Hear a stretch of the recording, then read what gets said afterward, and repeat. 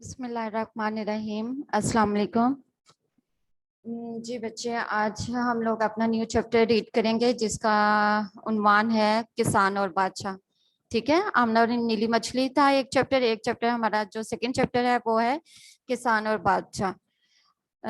सबसे पहले इसके मुश्किल अल्फाज देखते हैं हम लोग। खास अल्फाज तन्हा। तन्हा का मतलब होता है अकेला, गुस्ताखी, बदतमीजी, कान भरना, चुगली खाना, रायगा, जाया, अखज, सीखना। ठीक है, ये इसमें जो मुश्किल अल्फाज हैं ये उनके मीनिंग्स हैं। रिपीट कर रही हूँ फिर मैं। तन्हा अकेला, गुस्ताखी, बदतमीजी, कान भरना, चुगली खाना, रायगा, जाया, अखज, सीखना। चलें रीडिंग स्टार्ट करते हैं। शेख सादी ने जिंदगी का ज्यादातर हिस्सा इल्म हासिल करने और सैरो सियाहत में गुजारा। गुलिस्तान और बोस्तान इनकी मशहूर किताबें हैं। हकायात इन वाक़यात को कहते हैं जो किसी शख्सियत ने अपने इल्म, तजर्बे और अमल से अखज़ किए हों। हकायात से लोग दनाई की बातें सीखते हैं। अब दनाई का मतलब क्या है? अक्लमंदी। दनाई, अक्लमंदी। ठीक है, दनाई का मतलब है अक्लमंदी। अब इसमें जो शेख सादी का है जिन्होंने ये कहानी ये वाली लिखी है किसान और बादशाह, इन्होंने बहुत सी और भी कहानियां लिखी हैं और इनकी जो मशहूर किताबें हैं वो कौन कौन सी हैं? गुलिस्तान और बोस्तान, ये इनकी दो बहुत ही मशहूर किताबें हैं। और हकायात किसे कहते हैं? हकायात उन वाक़यात को कहते हैं जो किसी शख्स ने अपने तजर्बे से मतलब उस पर एक्सपेरिमेंट किया हो और इल्म से अपने इस चीज से जो उन्हें नतीजा उन्होंने अक्स किया होता है उसे वो कहते हैं हकायात कहते हैं। और हकायात से लोग दनाई की बातें सीखते हैं। दनाई मीन अक्लमंदी की बातें सीखते हैं। नेक्स्ट पैराग्राफ देखिए।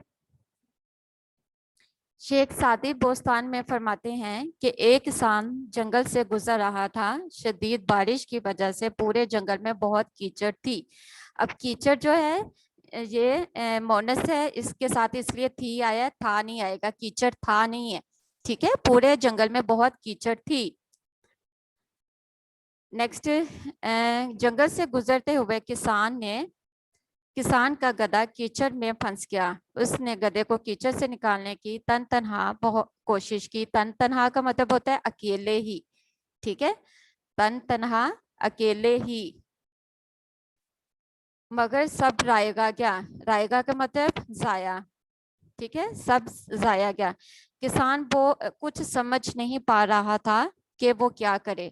कभी कभी जब इंसान को कुछ समझ नहीं आता तो वो अपना गुस्सा बिला वजह दूसरों पर निकालता है। इसी तरह सारी रात किसान परेशानी के आलम में सब जाने वालों को बुरा भला कहता रहा। अब जो शेख सादी है वो बोस्तान उनकी जो किताब है उसमें वो किसान और बादशाह की जो स्टोरी उन्होंने लिखी है उसके बारे में बता रहे हैं कि एक किसान जंगल से गुजर रहा था कि जंगल में बहुत ज्यादा बारिश की वजह से कीचड़ थी और उनका जो गधा है वो उसमें कीचड़ में फंस गया। उन्होंने उसे अकेले ही निकालने की कोशिश की क्योंकि जंगल में कोई और था नहीं, तो वो अकेला ही था किसान, तो उसने उसे अकेले ही निकालने की कोशिश की लेकिन वो नाकाम रहा।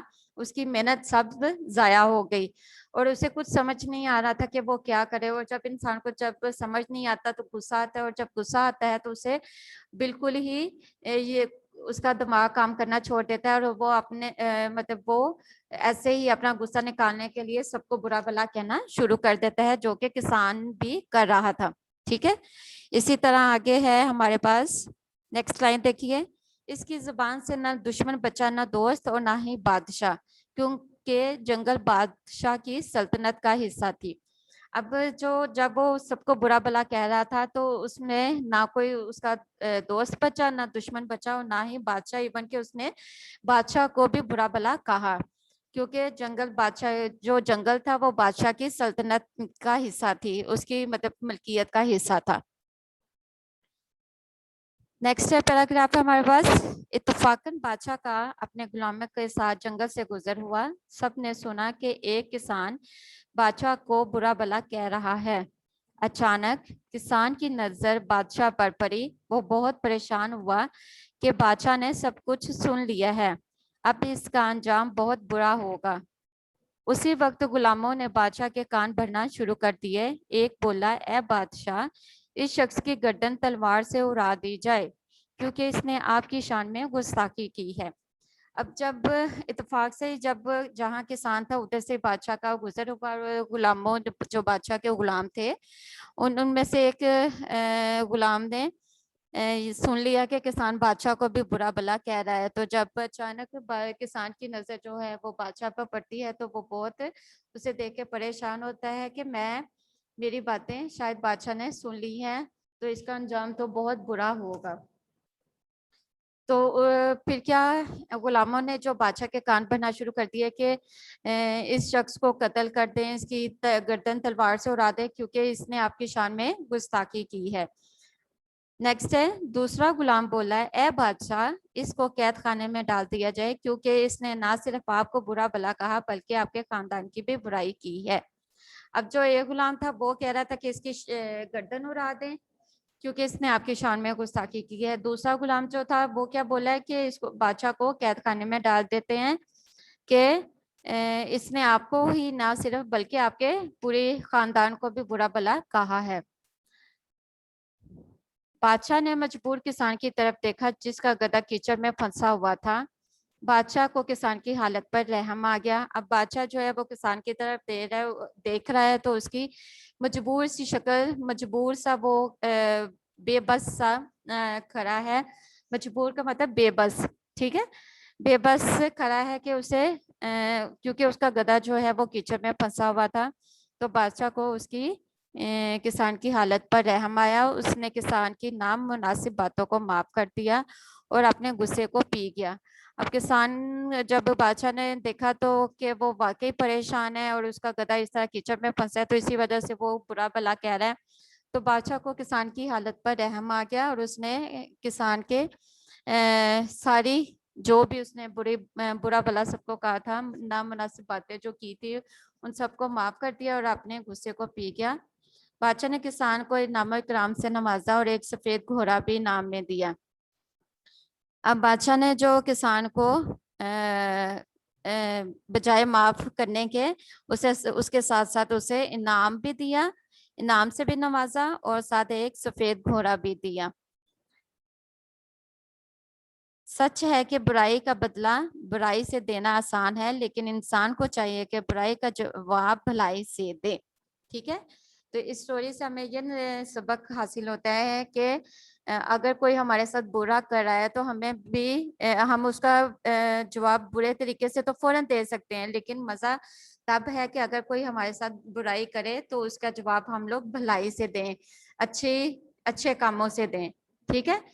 तो वो काम ज्यादा मुश्किल है, लेकिन इसका जो है हमें जो है यही करना चाहिए कि बुराई का बदला भलाई से देना चाहिए। ठीक है। कोई अगर बुरा करता है तो ये नहीं कि अब किसान जो अपनी सल्तनत, एक बादशाह था, तो किसान बादशाह ने किसान को मतलब इतना बुरा भला किसान ने बुरा भला कहा, लेकिन इसके बावजूद भी बादशाह ने किसान को माफ कर दिया और उसके साथ साथ उसे बल्कि इनाम भी दिया और एक सफेद घोड़ा भी दिया।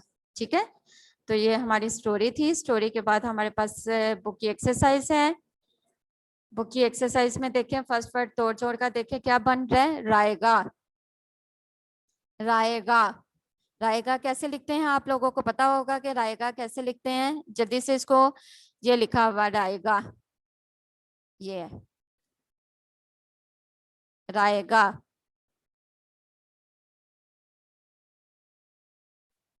ठीक है। अपनी बुक पे साथ साथ फिल करते जाएं, अपनी बुक की एक्सरसाइज फिल करते जाएं साथ साथ। सेकंड वर्ड है सल्तनत, सल्तनत। सल्तनत भी आपको पता है कि अभी हम लोगों ने पढ़ा था सल्तनत कैसा है, ये है सल्तनत। ठीक है, सल्तनत। नेक्स्ट क्या है हमारे पास, तराजुम। तराजुम इसी तरह लिखेंगे, ये जो प्लस के साइन है इसमें ये आप इसको स्किप कर दें। तेरे तर अलिफ जिम बिम जम, तराजुम। तराजुम होता है तर्जमा की जमा, तराजुम। तराजुम। नेक्स्ट वर्ड है हमारे पास गुस्ताखी। गुस्ताखी। अब गुस्ताखी कैसे था, गुस्ताखी भी आपको पता है कि गुस्ताखी कैसे लिखते हैं, ये है गुस्ताखी।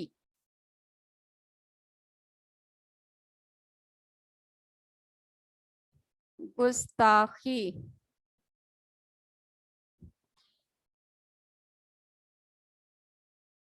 नेक्स्ट वर्ड है हमारे पास तन्हा।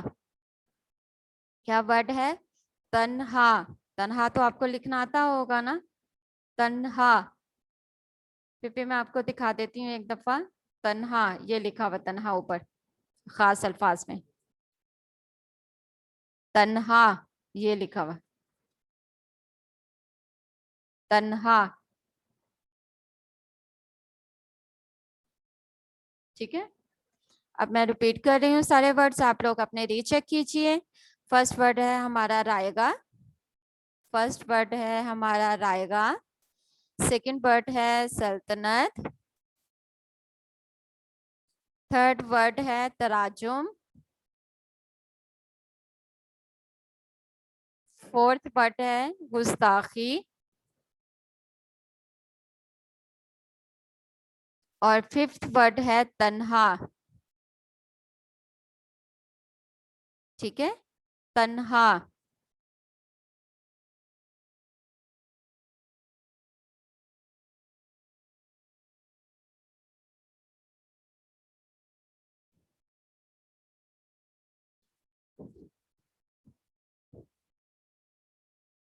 क्वेश्चन नंबर 2 है हमारे पास। नीचे दिए गए जुमलों में कुछ अल्फाज के नीचे लकीर लगाई गई है, इन अल्फाज के मायने पर दायरा लगाएं। अब इसमें जो अंडरलाइन वर्ड्स हैं उसको, उसके मीनिंग्स हम लोगों ने देखने हैं। फर्स्ट है हकायात, वो वाकयात हैं जो शख्सियात ने तजर्बे से अखज़ किए हों। ऑप्शन है हमारे पास सीखना, खरीदना या सुनना। तो इसका राइट आंसर क्या है, सीखना। सीखना फर्स्ट का आंसर है, सीखना। सेकंड है किसान ने तन्हा अपने गधे को निकालने की कोशिश की। ऑप्शन है हमारे पास जोरों शोर से, अकेले ही या मेहनत से। तो आंसर क्या है, अकेले ही। अकेले ही, इसको आप सर्कल कर लें। नंबर 3 है किसान की कोशिशें रायगा गईं। अब रायगा अंडरलाइन है तो इसको ऑप्शंस में आंसर देखते हैं। फर्स्ट है कामयाब, बेकार या अच्छी। तो इसका जो राइट आंसर है वो है बेकार। बेकार। ठीक है, रायगा का मतलब होता है बेकार। जाया भी होता है और बेकार भी होता है, दोनों का एक ही मीनिंग है। रायगा, बेकार या जाया। नंबर 4 पे है हमारा गुलामों ने बादशाह के कान भरे। ऑप्शन है हमारे पास नाफरमानी करना, हुक्म देना या चुगली खाना। तो इसका राइट आंसर क्या है, चुगली खाना। चुगली खाना। नंबर 5 है गुलामों ने कहा कि किसान ने गुस्ताखी की है। ऑप्शन है हमारे पास मेहनत, बेअदबी या फर्माबरदारी। तो इसका राइट आंसर क्या है, बेअदबी। बेअदबी।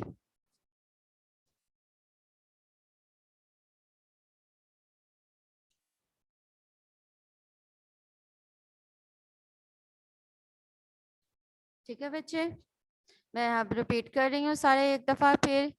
तोड़ जोड़ भी और एमसीक्यूज भी आपके। फर्स्ट तोड़ जोड़ है रायगा। सेकंड है सल्तनत। थर्ड है तराजुम। फोर्थ है गुस्ताखी। फिफ्थ है तन्हा। एमसीक्यूज के आंसर्स हैं, फर्स्ट का आंसर है सीखना। सेकंड का आंसर है अकेले ही।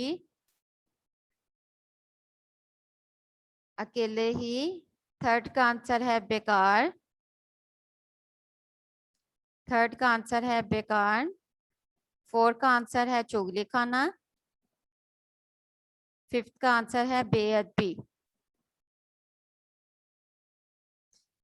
इसके जो अल्फाज मायने हैं वो हमारे पास ये हैं, कान भरना, चुगली खाना, अखज सीखना, रायगा जाया, गुस्ताखी बदतमीजी, तन्हा अकेला। ठीक है, रिपीट कर रही हूँ अल्फाज मायने। कान भरना, चुगली खाना, अखज सीखना, रायगा जाया, गुस्ताखी बदतमीजी, तन्हा अकेला। ये हमारे अल्फाज मायने भी हो गए हैं। हमने इसके बुक वर्क कर लिया है और रीडिंग कर ली है। मुश्किल अल्फाज के मीनिंग्स भी हो गए हमारे। इंशाल्लाह ताला बाकी कल इसके जो क्वेश्चन आंसर और सेंटेंसेस है वो हम लोग इंशाल्लाह कल करेंगे। आपने क्या करने हैं, कल के लिए अल्फाज मायने याद करने हैं आप लोगों ने। ठीक है, मैं टेस्ट लूंगी उसका। आपने अल्फाज मायने लर्न करने हैं।